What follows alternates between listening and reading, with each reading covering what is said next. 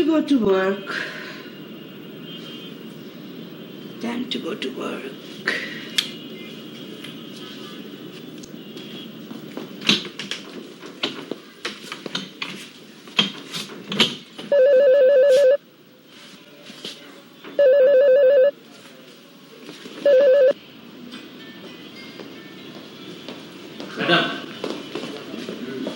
Madam আপনার ফ্ল্যাটে intercom করেছিলাম, কেউ ধরতেছিল না।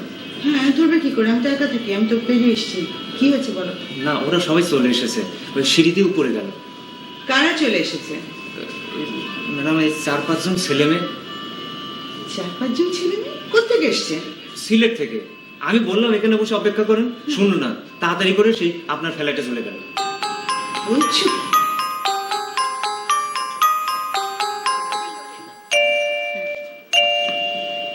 আরে আরে, এভাবে বেল বাজিয়ে তো কোনো লাভ নেই, ভেতরে তো কেউ নেই না। ও সরি। তোমরা কে, কোত্থেকে এসছো? আপনি অনন্যা চৌধুরী না? হ্যাঁ, কিন্তু তোমরা কারা? আমরা আপনার ছেলে মেয়ে। আমি ঝুমু। আমি আবিদ। আমি রুমু। আর এটা হচ্ছে বেবি। ওর এখনো নাম রাখা হয়নি। রুমুর সাথে মিল রেখে একটা নাম রেখে দেবেন। দেখেন না কত বড় হয়ে গেছে, এখনো নাম। আরে মেয়ে, চুপ! তোমরা কারা? বললাম না আমরা আপনার ছেলে মেয়ে। ফাজলিমি করছো? ফাজলিমি করছো আমার সাথে? ফাজিল মেয়ে! আমার ছেলে মেয়ে আসবে কোত্থেকে? আমার এখনো বিয়ে হয়নি, কোত্থেকে আসবে ছেলে মেয়ে? এই যে এই চিঠিটা থেকে। আপু, আমার ক্লিপটা খুঁজে পাচ্ছি না, একটু খুঁজে দিবে? একটু দাঁড়া, আমি ওকে খাইয়ে নিই। আচ্ছা, ঘুমাতে।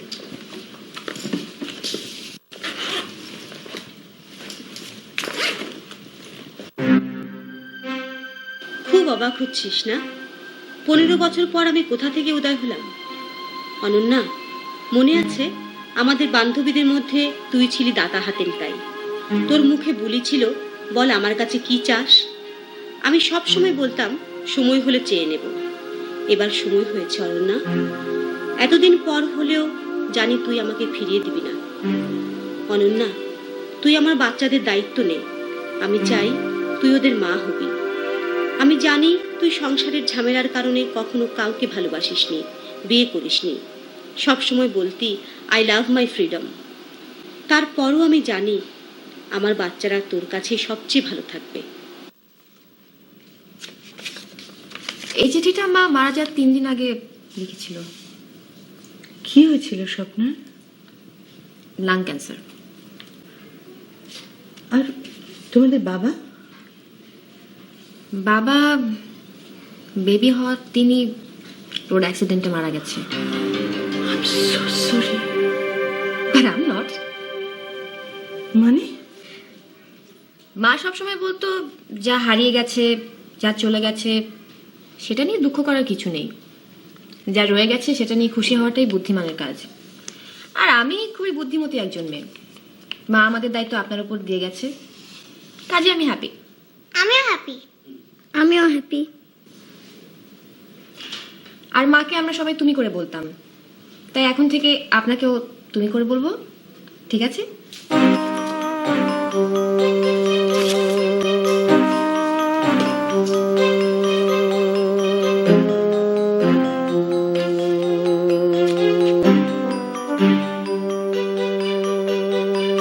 উফ, আমি জানি আজকে ইম্পর্টেন্ট মিটিং ছিল। আপনি আমাকে এগুলো কি বোঝাচ্ছেন? হ্যাঁ, আই নো আমার বাড়িতে একটা ক্রাইসিস হয়েছে, একটা পার্সোনাল একটা ক্রাইসিস। হ্যাঁ, কাল আসবো। হ্যাঁ, ঠিক আছে, এত টেনশন করেন না আপনি। ওকে।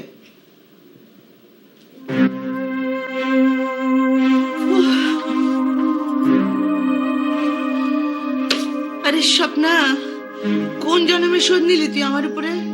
তোর আর আত্মীয় স্বজন কেউ ছিল না, না শুধু আমি ছিলাম। তো শুধু আমার কথাই মনে পড়লো।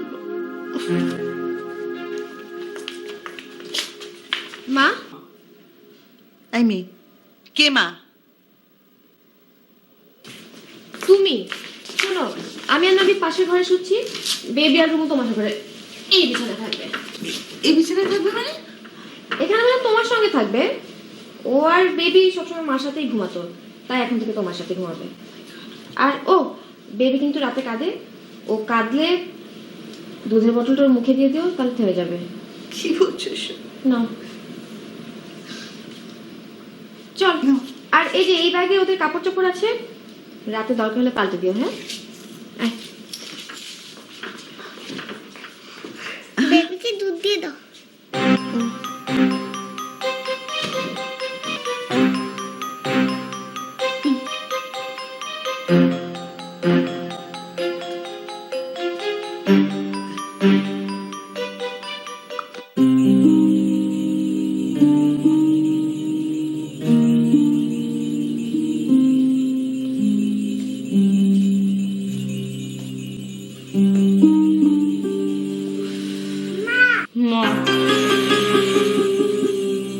মর্নিং। আচ্ছা মা, তোমার বাসায় কোনো কাজের লোক নেই? না, কেন? কারণ আমি একা থাকতে ভালোবাসি, আমার বই হট্টগোল ভালো লাগে না, সেই জন্য। So sweet. কিন্তু মা, এখন থেকে একটা কাজের লোক রাখতে হবে তো, কারণ আমি এত কাজ একলা সামলাতে পারবো না। আর এই দুটো যে কি পাজি তুমি চিন্তাও করতে পারবে না। তাই নাকি? হ্যাঁ, তবে ধমক খেলে সব ঠিক হয়ে যায়। আচ্ছা, তোমার অফিসে দেরি হয়ে যাচ্ছে তাই না? আমি তোমার জন্য নাস্তা দিই।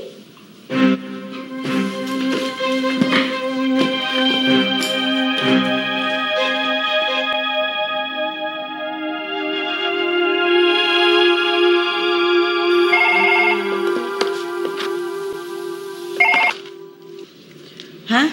ম্যাডাম, সবাই তো চলে এসেছে। ও হ্যাঁ হ্যাঁ, ঠিক আছে। আমাকে 5 মিনিট সময় দাও, তারপর পাঠিয়ে দাও, ঠিক আছে? হ্যাঁ।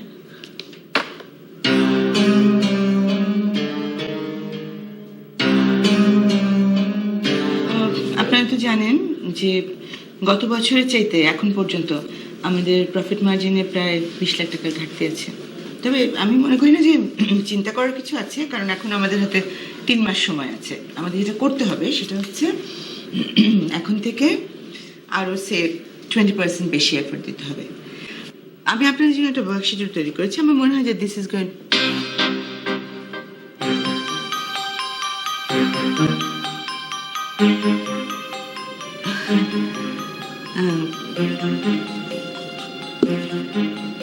help work schedule আর কি। 20 লাখ টাকা। ওকে।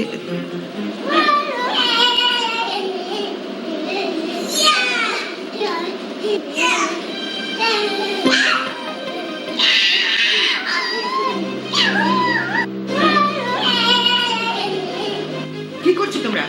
Stop it. শোনো, আমার কথা শোনো। Stop it, I said stop it. Hello কেন, কি হয়েছে কি হয়েছে? এই নেমি, রুমু, থামো থামো। আপনি কি? আমি you don't know him? You don't know me? Please, আপনি এবার বলে বসবেন না যে আপনি আমার স্বামী। সেটা নিয়ে পরে ভাববো। কি বলিস যেমন? মা, তুমি তোমার পাশের ফ্ল্যাটের ভদ্রলোককে চেনো না? উনি পাশের ফ্ল্যাটে থাকেন। পাশের ফ্ল্যাটে থেকে ভালো কথা, উনি এখানে কি করছেন? আমি ডেকেছি। তুমি ওনাকে চেনো কিভাবে?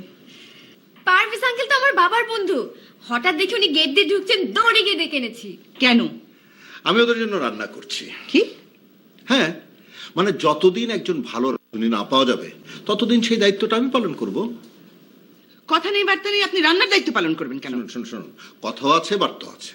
কথাটা হচ্ছে আমার বন্ধুর ছেলে মেয়ে ওরা, আর বার্তাটা হচ্ছে এটা আমার একটা বিরাট শখ পূরণ হবে। কিসের শখ? বাবুর্চি হওয়ার। মানে ছোটবেলা থেকে আমি স্বপ্ন দেখতাম বাবুর্চি হব। হোয়াট? বাবুর্চি হওয়া কারো শখ হতে পারে? কিরে, ঠিক বলেছিলাম না? কি বলেছেন? আপনার রান্নাঘর দেখে বলেছি আপনি রান্না করতে পারেনও না, রান্নার মজা জানেনও না। ঠিক বলেছেন। দুটো জিনিস আমার খুব অপছন্দ, রান্না আর কান্না। রান্না আর কান্না বাদ দিলে জীবনে থাকেটা কি? যেমন কিচ্ছু থাকে না। হ্যাঁ, কিচ্ছু থাকে না। এই রান্না কিচ্ছু থাকে না। হ্যাঁ, কিচ্ছু থাকে না। এই রান্না। হ্যাঁ নাবিদ বলো। সে কি, কখন? ঝুমু কোথায়? বাজারে কি? ওকে, কি বেশি কেটে গেছে? ওহো, আচ্ছা আমি দেখছি। না না, আমি আসতে পারবো না রে বাবা, আমি দেখছি কি করা যায়। রাখো ফোন, রাখো।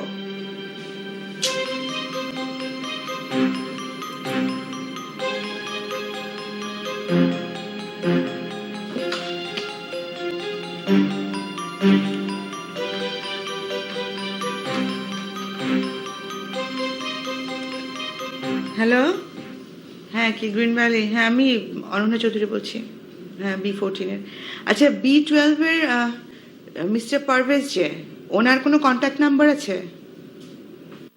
হ্যাঁ হ্যাঁ, দুইটাই দেন, মোবাইলটাও দেন, বাসাটাও দেন। জি, হ্যাঁ বলো।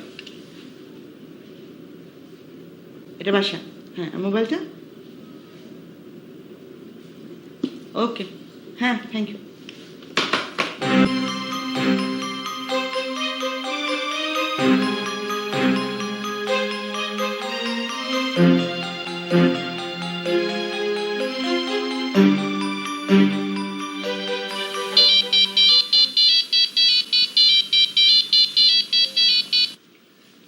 হ্যালো। আসসালামু আলাইকুম, পারভেজ সাহেব বলছেন? আমি অনন্যা বলছিলাম। ও, আপনি কি সমস্যা? আপনাকে কে বলেছে সমস্যা? সমস্যা যে বুঝলেন কি করে? আপনি নিশ্চয় কবিতা শোনার জন্য আমাকে ফোন করেননি, নাকি শুনবেন একটা কবিতা? সত্যি? হ্যালো।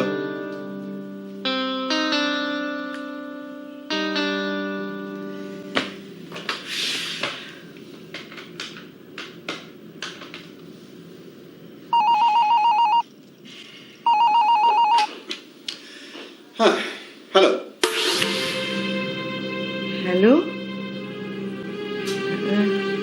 আমি কোথায় ফোন করলাম? এটা আমার বাসা না? না, আপনার এখন সত্যি সত্যি মাঝে মাঝে কবিতা শোনা উচিত। মানে? মানে ফোন করেছেন আপনি, আবার কোথায় ফোন করেছেন জিজ্ঞেস করছেন আমাকে।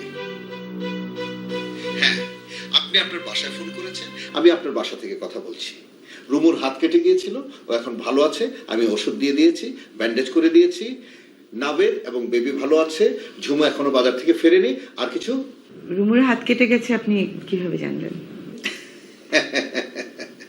Intuition, intuition. শোনেন, আপনি যখন আমাকে ফোন করেছেন তখন আমি বুঝতে পেরেছি বেবিদের বা বাচ্চাদের বা এ বাড়িতে কোনো গন্ডগোল হয়েছে। ওকে, রাখি, বাই।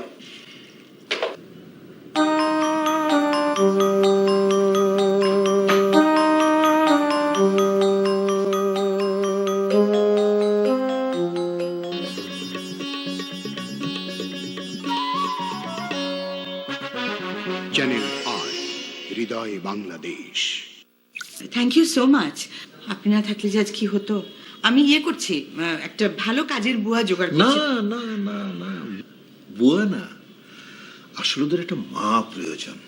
হ্যাঁ, কিন্তু ওদের মা তো বেঁচে নেই না। কিন্তু আপনি তো আছেন। আরে আমি তো আর ওদের মা। তুমি কোথায় গিয়েছিলে? বাজারে, বাসায় কিছু ছিল না তো, তাই ভাবলাম। বাজারের ব্যাগ কোথায়?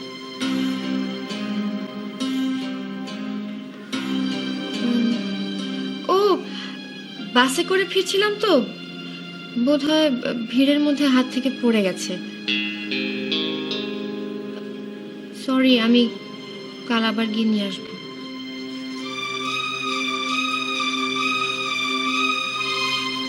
ওকে, আমি চলি। হ্যাঁ, জি। না ঠিক আছে, আচ্ছা।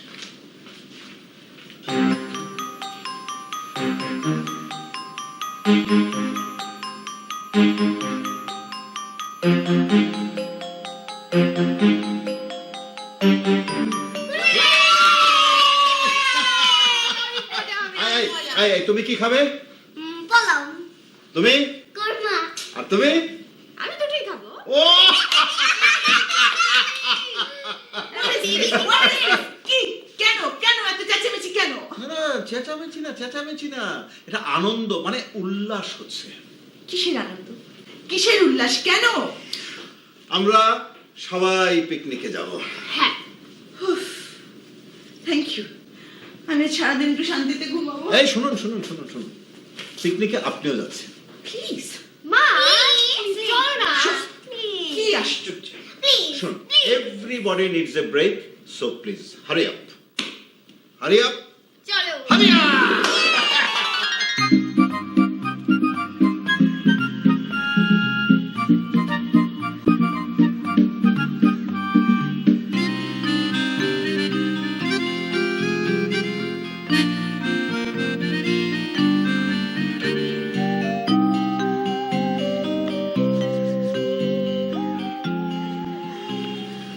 আচ্ছা পিকনিক তো সারাদিন চলবে তাই না? ইচ্ছে করলে আপনি আমার সাথে গল্প গুজব করে কাটিয়ে দিতে পারি, কি বলেন? আপনি তো ওদের বাবার বন্ধু না? হ্যাঁ হ্যাঁ, ওই আমার সাথে ইউনিভার্সিটিতে পড়তো মামুন, তারপর স্বপ্নকে বিয়ে করলো, এরপর ঝুমু এলো, নাবিদ এলো, রুমু এলো। আমি তো ওদেরকে প্রায় বলতাম ঝুমুকে আমাকে দিয়ে দাও, আমার মেয়ে। আসলে তারপর হঠাৎ করে আর সিলেট চলে গেল, অনেকদিন যোগাযোগ ছিল না। তারপর আমার এই বন্ধুকে যে মারা গেল সেটা আমি জানতাম না। খুব সুখী পরিবার ছিল। আপনার সংসারে আর কি আছে? ও যাকে যাকে দেখছেন কাউকে তো দেখছি না। তাহলে কেউ নেই? মানে? এক সময় একটা বিয়ে করেছিলাম, কিন্তু সংসারটা টিকেনি। তো হাসছেন কেন আপনি? ব্যাপারটা খুব হাসি। মানে বিয়ের কিছুদিন পর আমার স্ত্রী বলল যে আমার চেহারা নাকি তার পছন্দ না। আরে বলুন, আমি আমার চেহারাটা পাল্টাবো কি করে? যদি বলতো শার্টটা পছন্দ নয়, আমি বদলাতে পারতাম। যদি বলতো আমার হেয়ার স্টাইলটা ঠিক নয় বা আমার কথা বলার ধরনটা ঠিক নয়, সেটা আমি পাল্টাতে পারতাম। কিন্তু আমি চেহারা কি করে পাল্টাবো বলুন তো? And I had to let her go. Anyway, এরপর থেকে যখনই আয়নার সামনে আমি আমার চেহারা দেখেছি, নিজেকে নিজে প্রশ্ন করেছি আমার চেহারাটা কি সত্যি এত খারাপ? আচ্ছা শুনুন শুনুন শুনুন, দেখুন, আপনি একটু দেখুন আমার চেহারাটা কি খুব খারাপ? আপনি কিন্তু খুব অদ্ভুত একটা মানুষ। হ্যাঁ, ও আপনিও তাই বললেন? আপনিও তো একা। আমি গত 1 বছর থেকে আপনাকে দেখছি, আপনি সকালবেলা অফিসে যান, সন্ধ্যার সময় বাড়িতে ফেরেন, আত্মীয় স্বজন বন্ধু বান্ধব কেউ নেই, না একা কেন? No no no no no, আপনি কিন্তু ভেবেন না যে আমি আপনার মতো। আমার বন্ধু বান্ধব ফ্যামিলি আছে। আসলে আমি একা থাকতে পছন্দ করি। আমার হই চই হট্টগোল কোনোদিন ভালো লাগেনি। বলতে পারেন আমি লোনার টাইপের। আর ছোটবেলা থেকে একটাই লক্ষ্য ছিল যে আমি একজন সাকসেসফুল ক্যারিয়ার ওম্যান হব, এবং সেটা আমি হয়েছি। বন্ধু বলতে এদের মা, তো তারও তো বিয়ে হয়ে গেল, তারপরে যোগাযোগ সেরকম ছিল না। আর কি জানি, ছোটবেলায় হয়তো আমিও ভেবেছি যে রাজপুত্র আসবে সাদা ঘোড়াতে চড়ে, কিন্তু বড় হয়ে সেই স্বপ্ন আর কখনো তার পিছু ধাওয়া করিনি। সুতরাং ইউনো, একটা কথা ঠিক, মানুষ বলে না যে চাই বা না চাই একটা পরিবর্তন আসেই। আমার জীবনে নো ওয়ে, আমার জীবন যেরকম ছিল সেরকম আছে, অ্যাজ ইট ইজ, কোনো পরিবর্তন নেই। কিন্তু আপনার জীবনে একটা পরিবর্তন ঘটতে যাচ্ছে, অথবা ঘটে গেছে, আপনি টের পাচ্ছেন না। হ্যাঁ,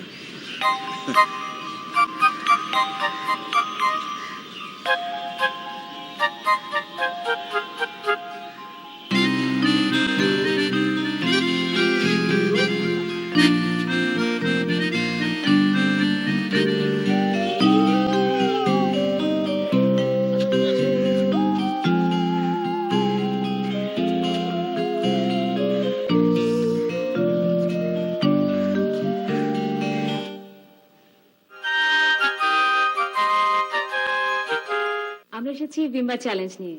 আমরা কি ভেতরে আসতে পারি? ঠিক আছে ভিমবার চ্যালেঞ্জে চলে আসি। এই এতটুকু ট্রাই করে দেখি।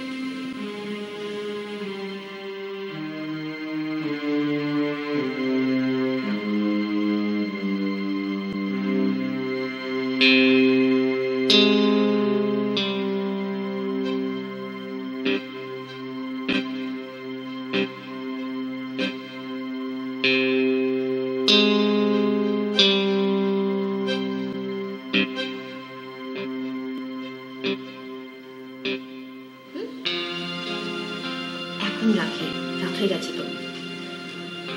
না, সবাই ঘুমিয়ে গেছে, আজকে রাখি। হ্যাঁ, okay, I love you too, bye. এমনি এত রাতে তুমি কার সাথে কথা বলছো? সজীবের সাথে। সজীব আবার কে? আমার বয়ফ্রেন্ড। বয়ফ্রেন্ড? তোমার বয়স কত? 16। 16 বছর বয়সে বয়ফ্রেন্ড? বয়ফ্রেন্ড 16 বছর বয়সে হবে না তো কি 61 বছর বয়সে হবে? সজীব ঢাকায় চলে এসেছে, ও কালকে এ বাসায় আসবে।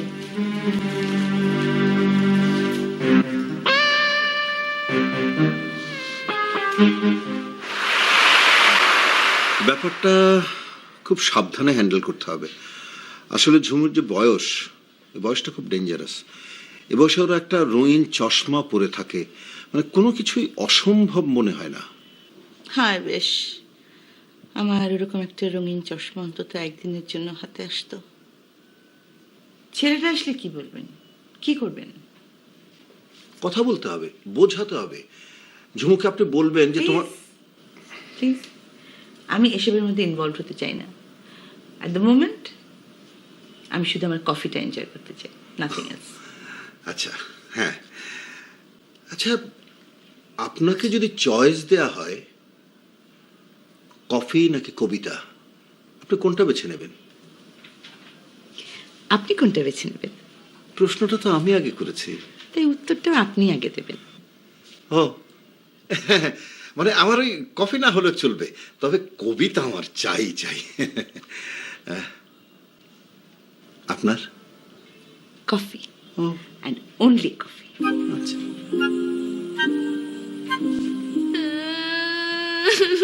কি আশ্চর্য, তুমি এভাবে কাঁদছো কেন? আমি কি বলেছি তোমাকে? ঝুমু, তুমি যথেষ্ট ইন্টেলিজেন্ট একটা মেয়ে। তুমি জানো এটা তোমার পড়াশোনা করার সময়, তোমার ফিউচারটা তৈরি করার সময়, তাই না? দেখো ঝুমু, সবকিছুর একটা প্রপার টাইম আছে না? আরে কি ব্যাপার, এভাবে কাঁদছো কেন? I really don't understand. এখানে তো আন্ডারস্ট্যান্ড না করার মতো কিছু হয়নি, তুমি এটুকু বুঝতে পারছো না? আই এম ইন লাভ, সেই জন্য কাঁদছি। কেন? মানে লাভ হলে কি অনেক কষ্ট হয়? আরে কষ্টের জন্য না, প্রেমে পড়লে মানুষের মন, বিশেষ করে মেয়েদের মন খুব পাতলা হয়ে যায়, তখন অনেক ইমোশন কাজ করে, সেই ইমোশনগুলো চোখের পানি হিসেবে বের হয়ে যায়। তার মানে তুমি বলতে চাচ্ছ যে কারো যদি কারো না কারণে হঠাৎ করে চোখে পানি চলে আসে বা কান্না কান্না পায়, তাহলে তার মন পাতলা হয়ে গেছে, মানে তার মানে হলো তার মানে সে প্রেমে পড়েছে, বুঝলে?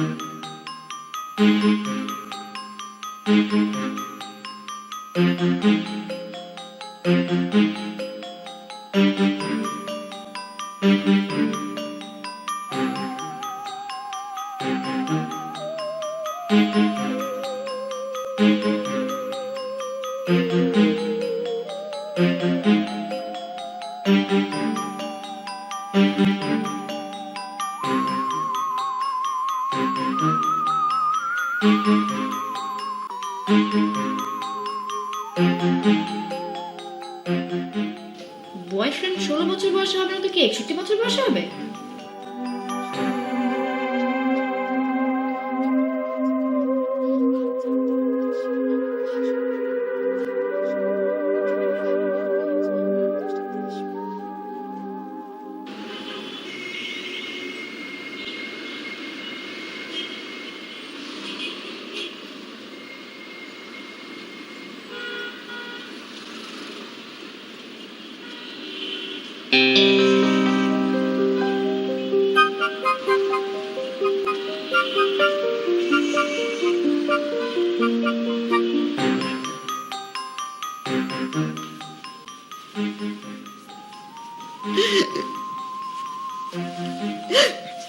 কি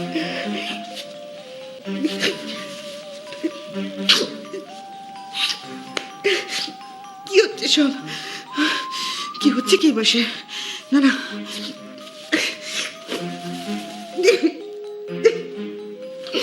না, control. Ananya, no no no no, you can't afford this. এবার সেসব হবে না। Control control control control.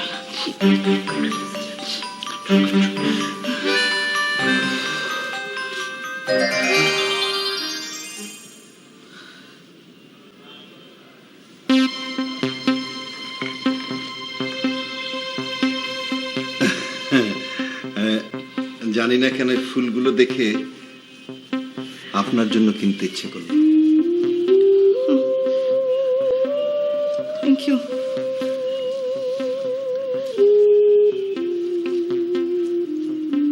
R you okay? Yes, I'm absolutely okay. ও এই যে, কবিতার বই। Thank you. এটা এটা কেন? মানে ওই কফি যেমন শরীরে এনার্জি দেয়, কবিতা মনে এনার্জি দেয়। জি। আচ্ছা, আমি গুড নাইট। Good night. ও জি, গুড নাইট।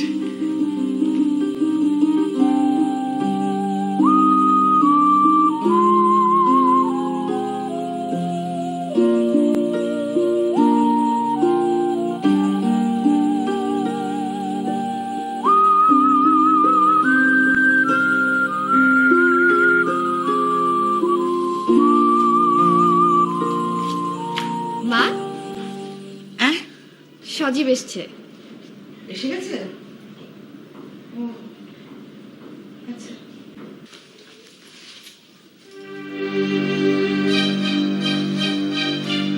ঝুমুকে তুমি কতদিন থেকে চেনো? 7.5 মাস। কিভাবে চেনো? আমার বাবা ওর মায়ের ডাক্তার ছিলেন। মাঝে মাঝে আমি বাবাকে তার হসপিটালে হেল্প করতাম। তখনই তোমার সাথে ঝুমুর পরিচয় হাসপাতালে? জি, মানে ঝুমুকে তুমি সবসময় দেখেছো তার অসুস্থ মায়ের পাশে, একা, অসহায়, এইভাবেই তো? আপনি কি বলতে চাচ্ছেন? বলতে চাইছি ঝুমুকে দেখে তোমার মাঝে এক ধরনের মায়া, এক ধরনের করুণা, মনে হয়েছে আহা, মেয়েটার জন্য যদি কিছু করতে পারতাম। আপনি বলতে চাচ্ছেন ঝুমুর জন্য আমার ভালোবাসা সত্যি না, আমাদের ভালোবাসা মিথ্যা? না, মিথ্যা না, তবে সত্যিও না। আসলে এটা একটা স্বপ্নের মতো। এটা সুন্দর স্বপ্ন, যেমন ঘুম থেকে জাগলে আস্তে আস্তে মিলিয়ে যায়, ঠিক তোমাদের এই বয়সে ভালো লাগাটা সময়ের সাথে সাথে হারিয়ে যায়। তাই বলছি তোমরা একটু বড় হও, ম্যাচিওর্ড হও, তখন দেখবে জীবনের সিদ্ধান্তগুলো সঠিকভাবে নিতে পারছো। ঠিক আছে?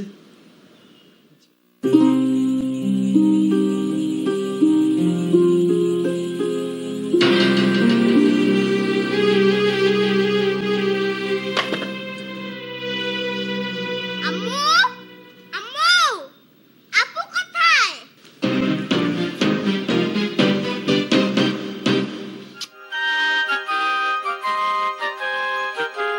আজকে মায়েরা বিশ্বাসই করতে পারবে না, নোংরা কালো মোজাও পরিষ্কার সাদা হয়। বাসা ঠিক মতো দেখেছেন? হ্যাঁ, দেখেছি, নেই। ইনফ্যাক্ট আমার তো মনে হচ্ছে রাত্রে ঘুমায়ওনি। সামনে দরজাটা হাঁ করে খোলা। সজীব সকালে চলে গেছে, তার মানে ওরা দুজন একসাথে। এত করে বোঝানোর পর ঠিক আছে ঠিক আছে, শোন। কি হবে আমি ভাবতে পারছি না আর। আচ্ছা, আপনি তৈরি হয়ে নিন, খুঁজতে বেরোতে হবে। হ্যাঁ, জলদি করুন।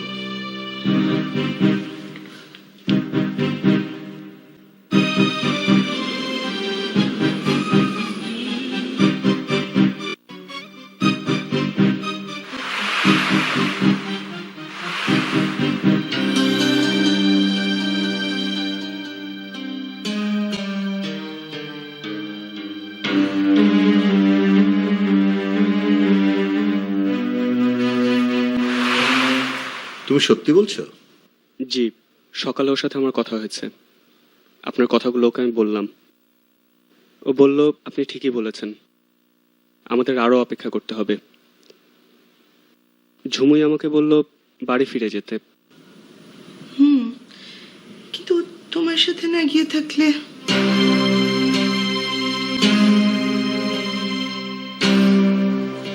তোমাদের এখানে কোনো নদী নেই? সুন্দর লেক যেখানে মন খারাপ হলে গিয়ে বসা যায়?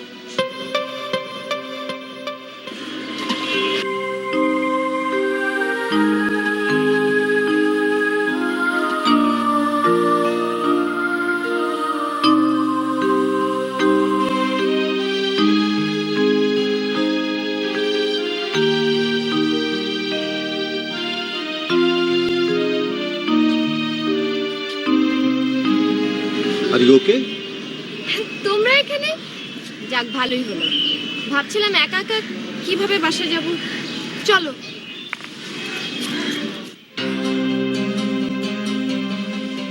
কি ভাবছো? সজীবের জন্য আমার মন খারাপ? আমার মন খারাপ না আঙ্কেল, একটুও মন খারাপ না। কিন্তু মন খারাপ হওয়াটাই তো স্বাভাবিক। স্বাভাবিক হতো যদি আমি ওকে ভালোবাসতাম, কিন্তু আমি তো ওকে ভালোবাসি না। ভালোবাসো না? What was all that? Sajib আমার জন্য একটা ইজি এসকেপ ছিল, একটা ফ্যান্টাসির জগৎ। আমি ভাবতাম ও বুঝি আমার সেই সাদা ঘোড়ায় চড়ে আসা রাজকুমার, যে আমাকে, আমার ছোট ভাই বোনগুলোকে এই যাযাবরের জীবনটা থেকে মুক্তি দেবে।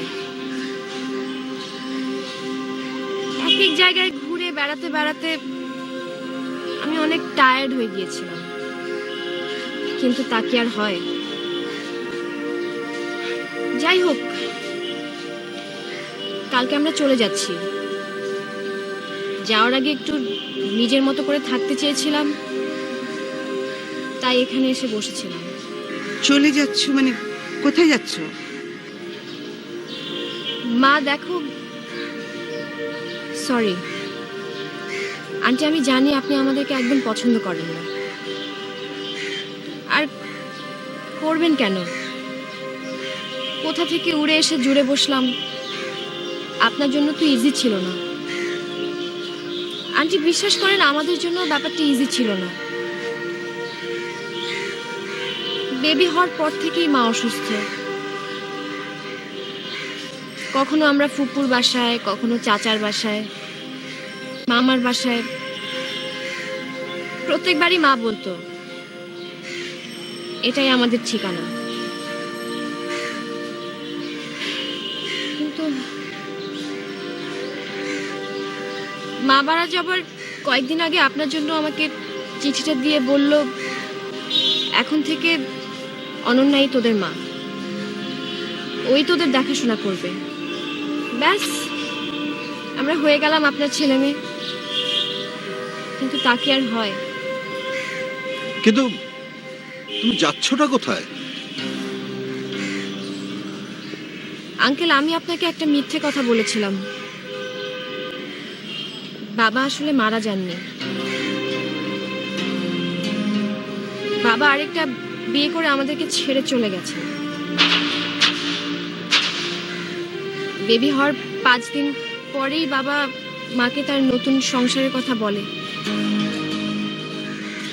সেদিনই মার প্রথম হার্ট অ্যাটাক হয়। আমি জানি না বাবা কেন আমাদেরকে ছেড়ে চলে গেছে। মার সাথে বাবার কি সমস্যা ছিল তাও জানি না। শুধু জানি মা কখনো চায়নি আমরা বাবার সাথে থাকি। কিন্তু আমি বাবার সাথে যোগাযোগ করেছি। সব শুনে বাবা আমাদেরকে ওনার নতুন সংসারে থাকতে দিতে রাজি হয়েছে। Thank you aunty, thank you for everything. আচ্ছা, এখন বাড়ি চলো তো। চলো।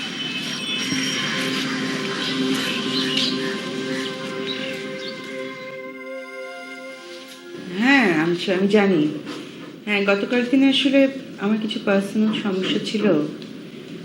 না না, আপনি কোনো চিন্তা করবেন না, নাথিং টু ওয়ারি অ্যাবাউট। আমি মেকআপ করবো। হ্যাঁ না, ইউ ক্যান ট্রাস্ট মি, আজকে থেকে সব কিছু ঠিক হয়ে যাচ্ছে। ওকে, থ্যাংক ইউ।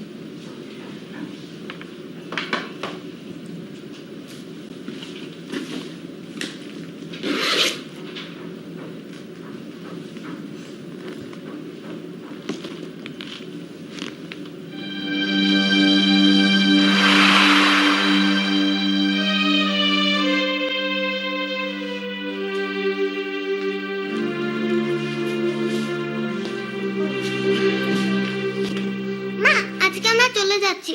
মা না রুমু, আন্টি বলো, আজ থেকে আমাদের মা আরেকজন হবে। আন্টি আমার ক্লিপটা খুঁজে পাচ্ছি না। আমি খুঁজে দিচ্ছি, আন্টির দেরি হয়ে যাবে। নাভিদ, আন্টিকে থ্যাংক ইউ বলো। Thank you aunty. Thank you aunty.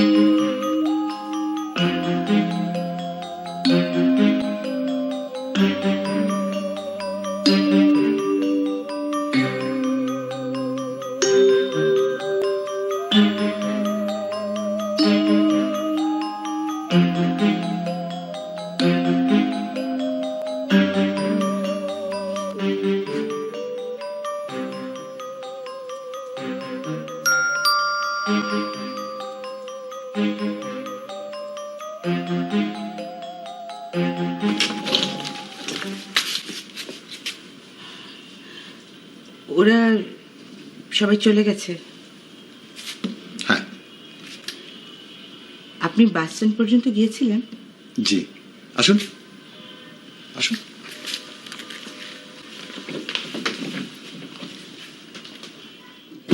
আসুন, বসুন।